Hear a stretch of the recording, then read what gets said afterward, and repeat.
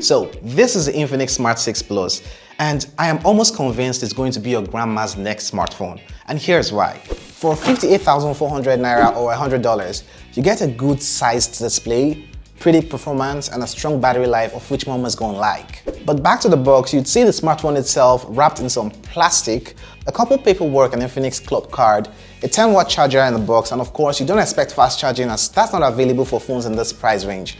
We also see a micro USB charging cable, an earpiece, a SIM ejector tool, and a transparent plastic phone case. I didn't have any expectations about the design. I mean, you can't expect a premium design quality or build for this price. With that, the Infinix Smart 6 Plus has a very basic design, quite similar to the design we found from the Infinix Smart 6. Overall, this design is decent. It features a glass front and a plastic back and frame. It also comes in different color variations like the light sea green, ocean blue, polar black, and purple. There's a dual camera and a dual LED flash setup on the back, plus a fingerprint scanner for security. And while the left side has this dual SIM tray with a dedicated memory expansion slot, you get the volume rocker and the power buttons to the right of the smartphone. At the bottom, we get a 3.5mm audio jack port, a mouthpiece opening, USB, micro USB port, and the down-firing speakers. Now, the speakers are really tiny sounding, but that's common around this price range. There's actually nothing out of the ordinary about the display aside being a huge display as with other devices right now.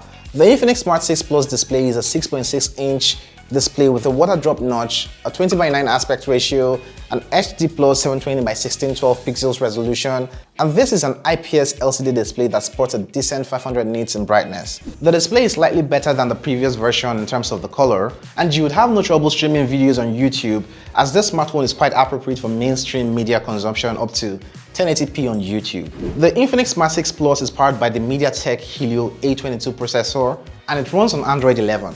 The CPU on here is based on the MT6761 model, and it has 4 cores running at 2 GHz. Now, the variant I have here includes 2 gigs of RAM and built-in 32 gigs of memory, which is not really large, but you can expand this using the memory expansion slot in here to 128 gigs. You would be able to play simple games at a reasonable pace when it comes to gaming. The CPU on here can't handle demanding games, so limit those expectations and play games like Subway Surfers instead. Moving over to cameras, I had little expectations for the price. However, pictures taken on the Smart 6 Plus come out pretty decent. The notch on the phone houses a simple 8-megapixel camera for the selfies and a single LED flash. At the rear, there's a dual camera setup with an 8-megapixel main sensor and a QVGA sensor. The rear cameras can record videos at up to 1080p 30fps. Now, because of the lighting and dual flash on here, daytime photographs taken with the rear cameras seem good, but the selfie cameras pictures are passable. And it is pretty tough to take decent photos in low-lit situations. The camera lacks stability, so videos might seem shaky, but the camera and video shots are adequate for the price you're paying. The battery, in my opinion, is this device's most vital point. It has a 5000 mAh battery and a power-saving processor, so it can last you up to 2 days depending on your usage.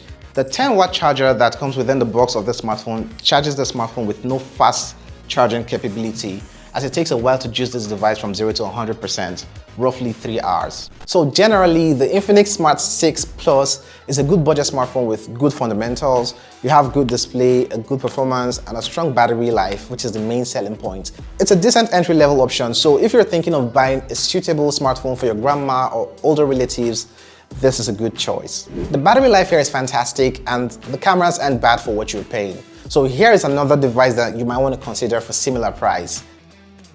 Clear that thing.